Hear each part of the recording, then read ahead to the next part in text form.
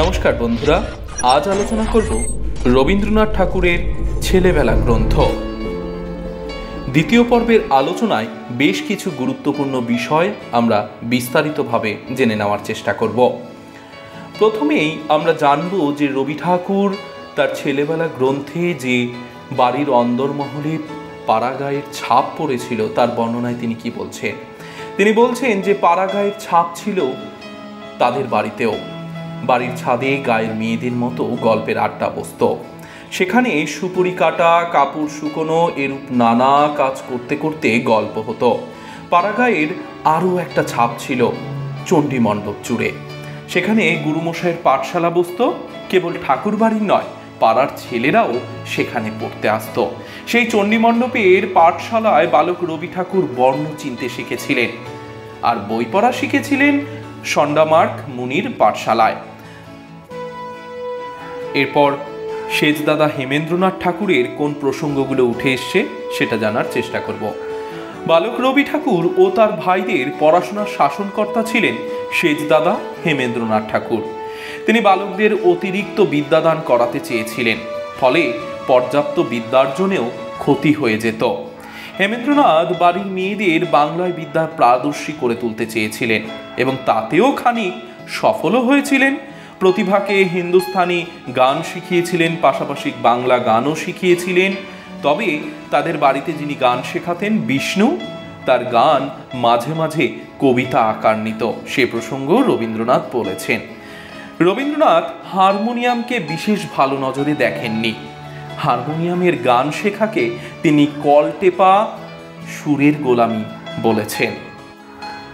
এছাড়া তিনি তার বাধা ধরা নিয়ন্ত্রণাধীন যে শৈশব জীবন সেই বর্ণনায় বলছেন, সকালে স্নান করে গোবিন্দ 9:30 খাওয়ার দিতেন। রোজ ডাল ভাত মাছের ঝোল খেতে হতো। প্রতিদিন একই রকম খাওয়ার খেয়ে রবি ঠাকুরের মুখের রুচি চলে গিয়েছিল। এরপর 10টা থেকে 4টা পর্যন্ত স্কুলের বন্দি জীবন তার রবি ঠাকুরের একেবারেই পছন্দ হতো না। তিনি ভাবতেন বাড়ির মেয়েরাই ভালো, কারণ তাদের তো আর পড়তে হয় না। 4:30টায় বাড়ি ফিরে বিশ্রাম না নিয়েই জিমন্যাস্টিকের প্র্যাকটিস করতে যেতে হতো। নিয়মের বাধাচকের জীবন রবি ঠাকুরকে খাঁচার ভেতর পাখির ন্যায় পরাধীন করে রেখেছিল। রবি ঠাকুরের একটি উল্লেখযোগ্য কবিতা 2 পাখি আমরা পড়লেই দেখতে পারবো যে সেখানে খাঁচার পাখি এবং বনের পাখির 2 পার্থক্যের বর্ণনা রয়েছে। সন্ধ্যা হলেই অঘোর মাস্টার রবি ঠাকুরকে ইংরেজি পড়াতে আসতেন, আর এই কঠোর নিয়মে পড়ায় রবি ঠাকুর খানিক বিরক্তই হতেন। আর খাওয়া দাওয়ার ক্ষেত্রেও বিশেষ নিয়ম ছিল। খাওয়া দাওয়ায় একেবারেই ভেজাল জিনিস ছিল না, কারণ তাদের দেখাশোনা করতেন ব্রজেশ্বর চাকর, যিনি খাওয়ার পছন্দসই হোক চাই না হোক রবি ঠাকুরদের সেই শুদ্ধ ঘি দিয়ে প্রত্যহ একই রকম খাবার পরিবেশন করতেন। তবে মাঝে মাঝে সেই কচুরি, সিঙ্গারা, চিনেবাদাম এইসবও এনে খাওয়াতেন। তাতে আনন্দের সীমা ছিল না রবি ঠাকুরদের। আর রবি ঠাকুরের পড়াশোনার রুটিনও ছিল বেশ বাধা ধরা। 7টা বাজতেই নীলকমল মাস্টারের আগমন হতো। রোগা শরীর হলেও পড়াশোনা করানোর ক্ষেত্রে তিনি ছিলেন বড় শক্ত। বাংলায় সীতার বনবাস থেকে মেঘনাদ বধ কাব্য পর্যন্ত পাঠ করাতেন। কালো বোর্ডে অঙ্কের দাগ পড়ত। পাটিগণিত, বীজগণিত, রেখাগণিত পড়াতেন। সীতানাথ দত্ত আসতেন বিজ্ঞান পড়াতে। মাঝে মাঝে হেরম্ব তত্ত্ব রত্ন বলে একজন আসতেন, যিনি মুগ্ধবোধ মুখস্থ করিয়েছিলেন। এই নিয়মের বাঁধনে পড়া রবি ঠাকুরের একেবারেই পছন্দ ছিল না, কিন্তু বাধ্যতাবশত তাকে সবকিছুই মেনে চলতে হতো। তার বর্ণনা তিনি ছেলেবেলা গ্রন্থে উল্লেখ করছেন। তবে রবি ঠাকুরের গান শেখা না হলেও গানের প্রতি যে একটা আবেগ, একটা ইচ্ছে বোধ ছিল তা তিনি প্রকাশ করেছেন। তিনি বলছেন যে বাল্যে মন দিয়ে গান শিখিনি। যদি মন দিয়ে গান শেখার ধাত থাকতো তবে হয়তো গানের ওস্তাদও তিনি হতে পারতেন। শেখার ইচ্ছা তীব্র না থাকলেও সহজেই যে গানকে আয়ত্ত করতে পারতেন তার নমুনা তিনি দিয়েছেন। তার সেজদাদার বেহাগে অতি গজগামিনী রে আওড়াতে শুনতে দেখে তিনি নিজের মনেই সেই গান শিখে ফেলেছিলেন। তবে গানের প্রতি ভালোবাসা জন্মেছিল শ্রীকণ্ঠ বাবুর সান্নিধ্যে এসে। মনের উদ্যমতা সহযোগে বালকদের তিনি সেতার বাজিয়ে গান শেখাতেন। ময়ূছর ব্রজকি বা সুরি। রবি ঠাকুরের খানিক বড় হলে গান শেখার জন্য বাড়িতে ওস্তাদ যদু ভট্টকে রাখা হয়েছিল। তিনি জেদ ধরেন যে রবি ঠাকুরকে গান শেখাবেনি, কিন্তু সেই চেষ্টা ব্যর্থ হন। যদিও সেই সেজ দাদার থেকে চেষ্টার পর গান না শেখা হলেও কিংবা যদু ভট্টর থেকে শেখা না হলেও তিনি কিন্তু বউ ঠাকুরানীর সান্নিধ্যে এসে, জ্যোতি দাদার সান্নিধ্যে এসে গানের প্রতি যে এক মোহতা, তা কিন্তু তাকে আচ্ছন্ন করেছিল। রবি ঠাকুর বলছেন যে জ্যোতি দাদা নতুন নতুন ভঙ্গিতে পিয়ানো বাজাতেন আর সেই সুরের কোলাজ যুক্ত করতেন তিনি। আর বিকেলের ছাদের আসরে আরও আনন্দ অনুভব করতেন, কারণ রবি ঠাকুর ও জ্যোতি দাদার সঙ্গে বসে আড্ডা দিতে দিতেই সেই চড়া সুরে তিনি গান ধরতেন। তখন জ্যোতি দাদা বেহালায় লাগাতেন ছড়ি। তবে গানের আসরে মাঝে মধ্যেই অক্ষয় চৌধুরীর আগমন হলে সেই সভা ভেঙে যেত, কারণ তিনি বেহাগ রাগিণীতে গান করতে নিলে তাকে গলার সুর মেলাতেই পারতেন না। ফলে রবীন্দ্রনাথ খানিক কুণ্ঠিত বা রাগান্বিত হতেন, সে বর্ণনাও তিনি দিচ্ছেন। এমনকি রবীন্দ্রনাথ গানের প্রতি যে মোহগ্রস্ত হয়ে উঠেছিলেন তার নমুনা দিতে গিয়ে তিনি বলছেন, গঙ্গার ধারে দোতলার বাড়িতে বসে নতুন বর্ষার আগমনকে দেখে অনেকবারই গান রচনার ইচ্ছে জেগেছিল, কিন্তু একবার নিজের গানের কলি তৈরি করতে না পেরে বিদ্যাপতির পথকে সেই গভীর আনন্দ মনোসংযোগের সহিত গেয়েছিলেন। এ ভরা বাদর মাহভাদর শূন্য মন্দির মোর। এরপর রবি ঠাকুর বউ ঠাকুরানীর সঙ্গে সখ্যতার বর্ণনাও দিয়েছেন। তিনি বলছেন যে বাড়িতে নতুন বউ আসার পর তার সঙ্গে পরিচয় হওয়ার এক কৌতূহল জেগেছিল রবি ঠাকুরের। সেই বউ ঠাকুরানীর ঘর ছিল বাড়ির ভেতরে ছাদের লাগোয়া এক ঘরে। সেই ঘর লাগোয়া সমস্ত ছাদে বউ ঠাকুরন খেলা করত। ধীরে ধীরে বউ ঠাকুরনের সঙ্গে গভীর সখ্যতা হয়। সেই বউ ঠাকুরন কখনো কখনো পুতুলের বিয়ের জন্য ভোজের ব্যবস্থা করতেন, আর সেই ভোজ খাওয়ার প্রধান ব্যক্তি ছিলেন স্বয়ং রবি ঠাকুর। তবে বউ ঠাকুরনের কাছে জ্যোতি দাদার আগমন হলে রবি ঠাকুরের আদর কমে যেত, তাই তার বালক মনে মাঝে মধ্যেই ঈর্ষাও হতো। তবে বউ ঠাকুরনের আগমনের পরই আনন্দের জোয়ার ঘনিয়ে এসেছিল তার জীবনে।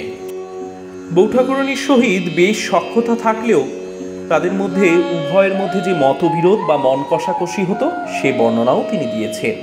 তিনি বলছেন যে খাঁচার পাখি পোষা দেখে রবি ঠাকুরের মনে খুব কষ্ট হতো, কিন্তু বউ ঠাকুরন খাঁচায় শ্যামা পাখি পর্যন্ত পুষতেন। রবি ঠাকুর বারণ করলেও তা মানতেন না। নিত্যদিনের একটা মতবিরোধ ও ঝগড়া হতো উমেশ ফেরিওয়ালাকে কেন্দ্র করে। উমেশ ফেরিওয়ালা কাপড় বিক্রি করতে আসতেন। বিলেতি দর্জির দোকান থেকে কম দামে কাপড় কিনে নিয়ে এসে মেয়েদের জামা বানাতেন।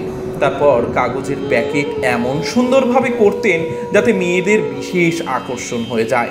সেই সস্তার জামাগুলো আজকের দিনের ফ্যাশন বলে বউ ঠাকুরনকে বোকা বানিয়ে অধিক মুনাফা লাভ করতেন। রবি ঠাকুর উমেশের এই চালাকি বুঝতে পারলেও বউ ঠাকুরন বুঝে উঠতে পারতেন না। তাই বউ ঠাকুরনকে যখন বারণ করতেন সেই জামা কিনতে, তখন বউ ঠাকুরন ধমক দিয়ে সেই ধমকের সুরে বলতেন, জ্যাঠামি করতে হবে না। এভাবেই অভিমান তর্ক হলেও উভয়ের মধ্যে এক ভীষণ সখ্যতা ছিল। রবি ঠাকুর আরও একটি জিনিসে বউ ঠাকুরনের কাছে বারবার হেরেছেন, তা হলো দাবা খেলা। জোড়াসাঁকো ঠাকুর বাড়িতে আধুনিকতার ছোঁয়া নিয়ে আসার ক্ষেত্রে সর্বাধিক অগ্রণী যারা ছিলেন তাদের নাম উল্লেখ করতে গিয়ে তিনি বলছেন তার মেজদাদা সত্যেন্দ্রনাথ ঠাকুর, জ্যোতি দাদা প্রমুখদের নাম করছেন। বাড়ির বউদের তখন বাড়ির অন্দরমহলের মধ্যে ঘোমটা দিয়ে থাকার চট ছিল, কিন্তু সেই সংস্কারকে ভাঙতে দেখেছেন রবি ঠাকুর মেজদাদা সত্যেন্দ্রনাথ ঠাকুরের উদ্যোগের মধ্য দিয়ে। মেজদাদা সিভিলিয়নের চাকরি পাওয়ার পর বাড়ির বউকে প্রথম দূর বিদেশে নিয়ে যাওয়ার সাহস দেখান। তার উপরে যাওয়ার পথে বউ ঠাকুরনের ঘোমটা না দেওয়ার দৃশ্য দেখে বাড়ির আপন লোকেদের মাথায় আকাশ ভেঙে পড়েছিল। কিন্তু সেই আধুনিকতার পথকে আরও ত্বরান্বিত করে এগিয়ে নিয়ে গিয়েছেন জ্যোতিদাদা। জ্যোতিদাদার বর্ণনায় রবি ঠাকুর বলছেন সে সময় সংস্কার বাঁধন ভেঙে নাগরিক মনন চেতনার সঞ্চার ঘটাতে চাইছেন, তাই নিজ পত্নীকে দিয়ে তিনি সংস্কারের ছেদন করতেন। বাড়ির বউরা কখনো ঘোড়ায় চড়ার কথা ভাবতেই পারেনি, সেখানে জ্যোতিদাদা রবি ঠাকুর এবং বউ ঠাকুরনকে ঘোড়ায় চড়িয়ে কলকাতা নগরী সর্বসমক্ষে ঘুরিয়ে নিয়ে এসেছিলেন। রবি ঠাকুরকেও শিলাইদহে বাল্যেই ঘোড়া চড়বার সুযোগ করে দিয়েছিলেন তার জ্যোতিদাদা। জ্যোতিদাদার বর্ণনায় তিনি আরও বলছেন যে জ্যোতিদাদার সঙ্গে শিলাইদহের জঙ্গলে বাঘ শিকার করতে গিয়েছিলেন তিনি। হাতির পিঠে চড়ে ঘন জঙ্গলে প্রবেশ করেছিলেন। বালক রবি ঠাকুর ভয় পেয়েছিল জ্যোতিদাদা সেই বাঘকে ঘায়েল করতে চায়, তবে বাঘটি সেই জঙ্গল থেকে বেরিয়ে মঠের দিকে দৌড়াতে থাকে। সেই দৃশ্য রবি ঠাকুর চমৎকার ভঙ্গিতে এই গ্রন্থে বর্ণনা করেছেন। শিলাইদহে থাকাকালীন রবি ঠাকুরের বর্ণিত আরও একটি মজার গল্প এখানে উল্লেখ রয়েছে, আমরা সেটিও আলোচনা করে নেব। শিলাইদহের মালি ফুল এনে ফুলদানি সাজিয়ে রাখতেন। বালক রবি ঠাকুরের শখ ছিল সেই ফুলের রঙিন রস দিয়ে কবিতা লিখবে, তাই হামলদিস্তায় নোড়া দিয়ে জ্যোতিদাদার কাঠের বাটিতে ফুল পিষে রস বের করতেন। কিন্তু রস তো আর বেরোয় না, ফুল পিষে কাদা হয়ে যায়। জ্যোতিদাদা এই দৃশ্য দেখার পর মুখ দিয়ে হাসি বের না করলেও তিনি যে রবি ঠাকুরকে বোকা ভেবেছিলেন তা রবি ঠাকুরের বুঝতে খুব একটা অসুবিধা হয়নি। এরপর বরদাদাকে কেন্দ্র করে তিনি স্মৃতিচারণ করেছেন। সেই বর্ণনায় বলছেন যে বরদাদা দক্ষিণের দিকের ঘরে থাকতেন।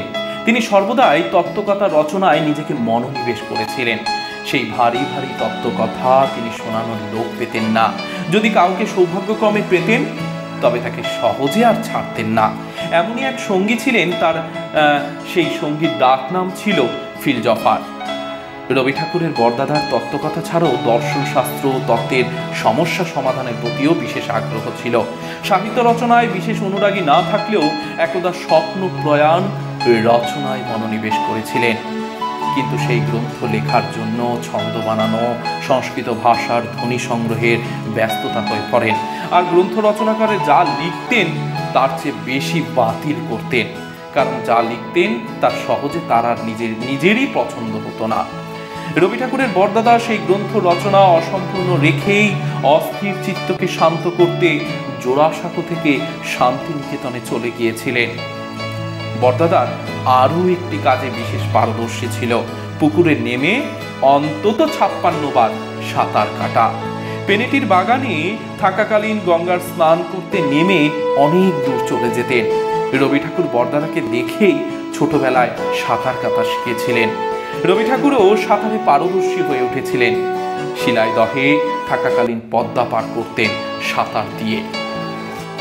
এরপর আমেদাবাদে মেজ দাদার কাছে যাওয়ার বর্ণনা তিনি দিয়েছেন। আমরা এখানে দেখব যে রবি ঠাকুর শৈশবের বর্ণনা দিতে দিতে কখন যেন কৈশোরের বর্ণনায় এসে উপস্থিত হয়েছেন। তিনি বলছেন 17 বছর বয়সে বাড়ির বয়োজ্যেষ্ঠরা ঠিক করেছেন যে রবি ঠাকুরকে বিলেতে পাঠাবেন, তাই পূর্ব থেকেই তার প্রস্তুতি নিয়ে নিয়েছেন। তখন তার মেজ দাদা আমেদাবাদে থাকেন, বউ ঠাকুরন ছেলে মেয়েদের নিয়ে ইংল্যান্ডে থাকেন।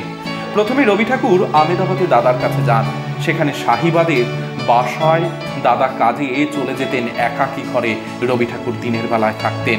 বড় বড় ফাঁকা ঘরগুলোতে রবি ঠাকুরের একা থাকতে বেশ ভয় লাগত, কারণ কলকাতার 51টি পরিবার ছেড়ে, সেই সমস্ত বাড়ির সদস্য ভৃত্যদের ছেড়ে রবি ঠাকুরকে এখন নির্জন একাকী ঘরে থাকতে হয়।